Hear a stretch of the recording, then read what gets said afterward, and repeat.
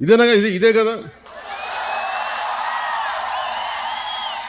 దీనికి నేను ఒక మత్స్యకారుడిగా నా జీవనోపాధి అయితే నేను మీలాగా ఎలా ఆలోచిస్తాను, నేను కూడా అట్లాగే ఆలోచించాను. అంతేగాని నేను ఒక డిప్యూటీ సీఎంగా ఆలోచించాలా, ఒక ఎమ్మెల్యేగా ఆలోచించాలా, ఒక సాటి మత్స్యకారుడిగా ఎలా ఆలోచించాలో అట్లాగా ఆలోచించి మాట్లాడాను. ఒక క్లియర్ కట్ ఇన్స్ట్రక్షన్ మన మత్స్యకారుల దగ్గర నుంచి వచ్చింది. మేము ఎప్పుడూ కూడా పరిశ్రమలకి వ్యతిరేకం కాదు, కానీ వ్యర్థాలని కాలుష్యాలని ఎంత శుద్ధి చేసి పంపుతారన్నదే మా ప్రశ్న. ఇది రెండోది. నేనేం చెప్పానంటే పారిశ్రామికవేత్తల్ని బెదిరించి ఎవరైనా సరే, గతంలో కూడా నేను ఏం మాట్లాడానంటే వైసీపీ నాయకులను కూడా లోపలికి రమ్మని చెప్పాం. ఇది కూటమి ప్రభుత్వం అయినప్పటికీ కూడా నేను ఒకటే అడిగాను, ఇది పవన్ కళ్యాణ్ పిఠాపురం నుంచి గెలవడంలో వచ్చిన సమస్య లేదంటే ఉన్న సమస్య అంటే ఇది ఎప్పటి నుంచో ఉన్న సమస్య అని చెప్పారు. నాకు ఆ భరోసా నాకు ఇచ్చారు. నేను సందేహించడానికి అడగల, శంకించడానికి అడగల, అసలు ఎలా వచ్చింది మూలం ప్రజలందరికీ తెలియజేయడానికి. సో నేను అన్నీ మాట్లాడితే ఖచ్చితంగా ఈ కాలుష్యం మీరు లేనిపోయిన అభాండాలు మత్స్యకారులు ఎవరు వేయరు, అది నేను అర్థం చేసుకోగలను. మనం మత్స్యకారులందరూ ఎలా ఉంటాం, కష్టపడతాం, ధైర్య సాహసాలతో సముద్రంలోకి వెళ్తాం, వేటపడతాం, చిన్నపాటి గొడవలు ఉంటాయి, కానీ కక్షలు కారుణ్యాలు పెట్టుకునే జాతులు కావు. మనం గొడవ పడతాం, వేటకెళ్ళేవాడికి కోపం ఉంటుంది, వేటకెళ్ళేవాడికి పౌరుషం ఉంటుంది. అంతేగాని మనం ఎవరిని కూర్చొని ఒకటి పొట్ట కొట్టాలనో ఇంకోట్లా అనుకునేది కాదు. కానీ మన పొట్ట కొడుతుంటే మనకి బాధ ఉంటుంది, మనకి ఆవేదన ఉంటుంది. నేను ఒకటే చెప్పాను, సంఘాల నాయకులతో కూర్చొని మాట్లాడుతూ అంటే వాళ్ళు ఒకటే చెప్పారు, మేము ఎన్ని చెప్పినా మీరు వచ్చి కొత్తపల్లి ఉప్పాడలో మీరు పెడితే తప్ప ఈ మన యువత మాట వినరు, దయచేసి ఈ మాట చెప్పండి అంటే నేను సంఘాల నాయకులందరితో పాటు మత్స్యకార పెద్దలందరితో పాటు చాలామంది యువతను అడిగాను. దాదాపు 8-9 మంది యువతతోనే ప్రత్యేకించి అడిగారు. చెప్తే వాళ్ళు చాలా ప్రోగ్రెసివ్గా ఉన్నారు. వాళ్ళు అడిగింది ఏంటంటే, ఒకటి, ఈ వ్యర్థాలని ఎలా శుద్ధి చేస్తారు, శుద్ధి చేస్తే మేము పొల్యూషన్ కంట్రోల్ బోర్డుని మేము ఎలా నమ్మాలి, వాళ్ళు ఏమో చేయట్లేదు అన్నారంటే దానికి నేనేం చెప్పానంటే కలెక్టర్ గారు షణ్మోహన్ గారితో మాట్లాడి నాకు సమయం ఎంత ఇస్తారు ఇవన్నీ చేయడానికి అంటే నేను 3 దఫాలుగా పెట్టుకున్నా. ఈ 3 రోజుల తర్వాత మళ్ళీ నేను ఒక పడవ తీసుకొని మీరు ఎక్కడైతే వ్యర్థాలు వస్తున్నాయో, ఎక్కడైతే మన మత్స్య సంపద నాశనం అయిపోతుందని మీరు చెప్తున్నారో వాటిలో ఒకసారి నేను వెళ్ళి చూస్తాను. ఎందుకంటే ఒక మత్స్యకారుడిలాగా వెళ్ళాలి అంటే నేను కూర్చోబెట్టి 4 గోడల మధ్య ఉంటే ఇది నాకు మీరు అది అర్థం అవడం కంటే కూడా పేపర్లు తీసుకొని ఆ రిపోర్ట్ చదవడం కంటే కూడా మీరు లోపలికి వెళ్ళి వేటలో వెళ్తే ఎలా ఉంటుందో అలాంటి పరిస్థితుల్లో మీరు ఏమి అనుభవిస్తున్నారో అది చూడటానికి నేను కూడా పడవ తీసుకుని ఒక 2-3 రోజులు తర్వాత ఇక్కడే మన కాకినాడ పోర్టు నుంచే మొత్తం వెళ్ళి ఈ కోస్టల్ లైన్లో ఎక్కడైతే పొల్యూషన్ ఉందనేది మన మత్స్యకారు యువత కానీ నాయకులు కానీ వాళ్ళు చూపించిన ప్రదేశాల మేరకు నేను వెళ్ళి దాని నుంచి నేను స్వయంగా నేను పరిశీలిస్తాను. 1, 2 అసలు పొల్యూషన్ ఆడిట్ చేయమన్నాను. అది దివీస్ కావచ్చు, అరబిందో కావచ్చు, డెక్కన్ కావచ్చు, చిన్న చితక పరిశ్రమలు ఏమున్నాయో. అలాగే నిమ్మకాయల చినరాజప్ప గారు కూడా మాట్లాడుతూ పెద్దాపురం నుంచి ఆయన కూడా ఏమన్నారంటే, సార్ ఇక్కడ ఇది ఒక్క సమస్య కాదు, దాదాపు 27,000 మంది ప్రత్యేకించి ఒక పరిశ్రమ ఉంది పెద్దాపురంలో, అది కూడా కాలుష్యం కాలువల్లో వదిలేస్తున్నారు. ఆ కాలువలు మనం ఉప్పాడ దాకా వచ్చేస్తున్నాయి, కాకినాడ దాకా వచ్చేస్తున్నాయి, మొత్తం పంట పొలాల్లోకి వెళ్ళిపోతుంది ఆ కాలువ, ఆ నీళ్లు. దానివల్ల అదే భూమిలోకి ఇంకిపోయి అదే మనం ధాన్యం కూడా తింటా ఉన్నాం, దానివల్ల ఒళ్ళు కూడా పారైపోతుంది, క్యాన్సరస్ అవుతుంది అనేది. సో నేను పెట్టుకుంది ఏంటంటే, మనకి చాలా ఈ అభివృద్ధితో పాటు మనకు కావాల్సింది ఖచ్చితంగా పర్యావరణ పరిరక్షణ కావాల్సిందే మనకి. దాంట్లో నేను ఎక్కడ కాంప్రమైజ్ అవ్వట్లేదు, దాన్ని ఎక్కడా కూడా నేను మిమ్మల్ని వంచాలని కూడా నేను ప్రయత్నం చేయట్లా.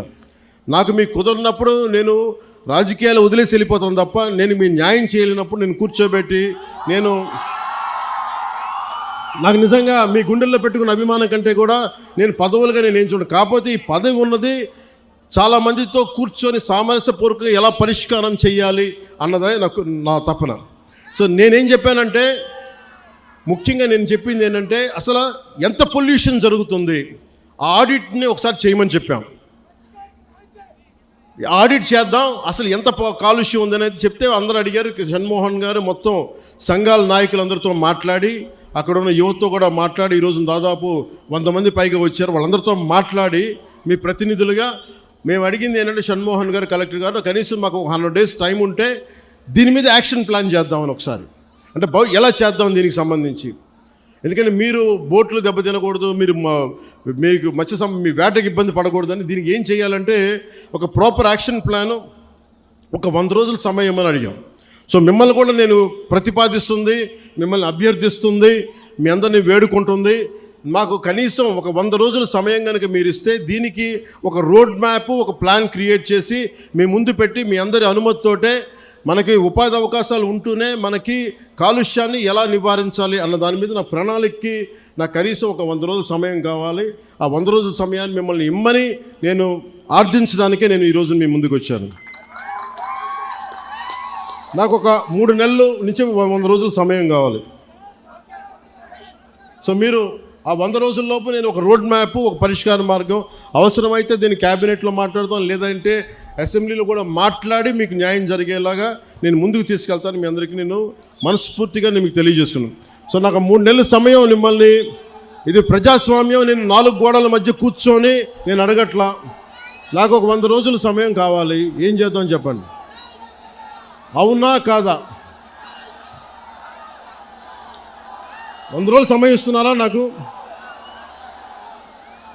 ఇస్తున్నారా?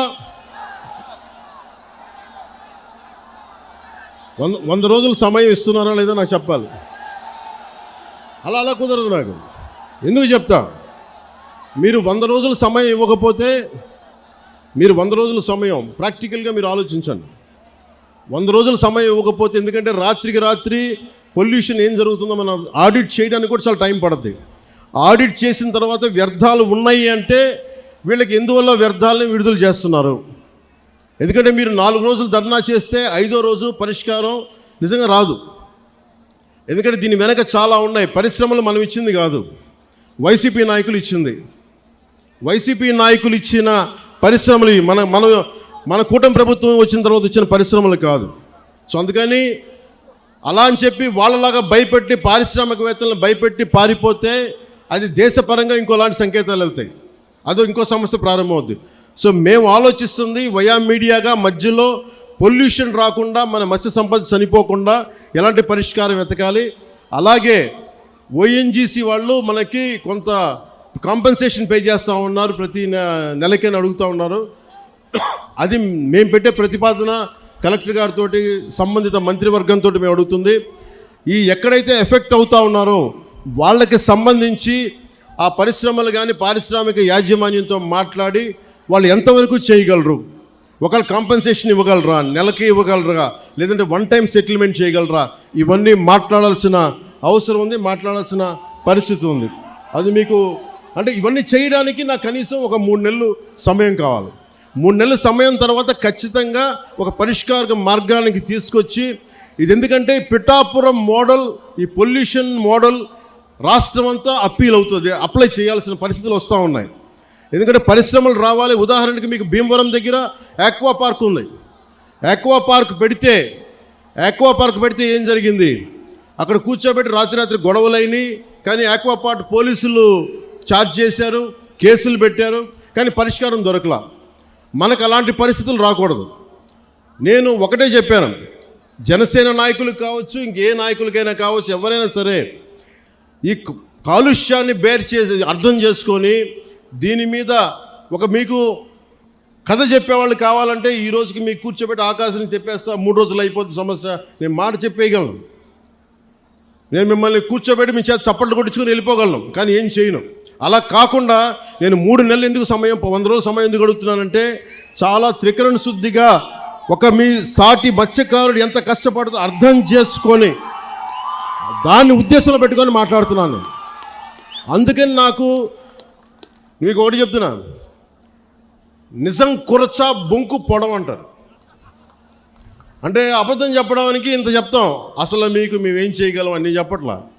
నిజం మీకు చేస్తానని చెప్తున్నా. మీకేం చెప్పా, మీకు నిలబడతానంటే నిలబడతా. మీకు రోడ్డు ఇక్కడ ఉప్పాడ ప్రొటెక్షన్ వాళ్ళు చేస్తారంటే చేస్తాం. దాన్ని కూర్చోబెట్టి మీరు రేపు నుంచి ప్రతి గంటకి ఏమైంది డేటా అంటే అలా కుదరదు. మీకు నా టర్మ్లో నా టెన్యూర్లో మీకు చేసి పెడతాను. ఉప్పాడ ప్రొటెక్షన్ వాల్ వచ్చి తీరుతుంది. అలాగే అది నేను మన అమిత్ షా గారితో మోడీ గారితో మాట్లాడుకొని తెప్పించగలను. ఇది చాలామంది సంబంధించిన వ్యక్తులు, పారిశ్రామికవేత్తలు. దీనికి ఎందుకు 100 రోజులు అడుగుతున్నాను చెప్తా మీకు. అన్నీ నా చేతుల్లో లేవు. ఇండస్ట్రీస్ మినిస్టర్తో మాట్లాడాలి, ఫిషరీస్ మినిస్టర్తో మాట్లాడాలి, అలాగే కూర్చోబెట్టి మనకి ఏవైతే ఈ షిప్పింగ్ ఇండస్ట్రీ వాళ్ళతో మాట్లాడాలి. అలాగే మనం కూర్చోబెట్టి వాళ్ళు అడుగుతుంది ఇంకోటి ఏంటంటే మాకు ఎంత డ్యామేజ్ జరుగుతుంది, వాస్తవాలు, దీని పొల్యూషన్ కంట్రోల్ బోర్డుతో కూర్చోవాలి. ఇవన్నీ కూర్చొని చేసే వరకు అందుకు నాకు ఒక చాలా కలెక్టర్ గారు కూడా మీకు షణ్మోహన్ గారు తెలుసు పాపం ఎంత కష్టపడి చేస్తూ ఉన్నారు మనందరి కోసం, పిఠాపురం అభివృద్ధి కోసం.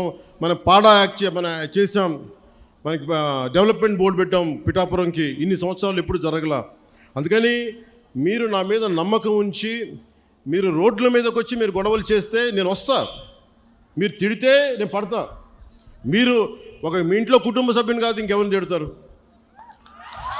బయట ఉన్న తిట్టరు కదా. నేను ఎమ్మెల్యే అంటే ఏదో కూర్చోబెట్టి నేనేదో కిరీటాలు పెట్టుకొని నేనేం లేను.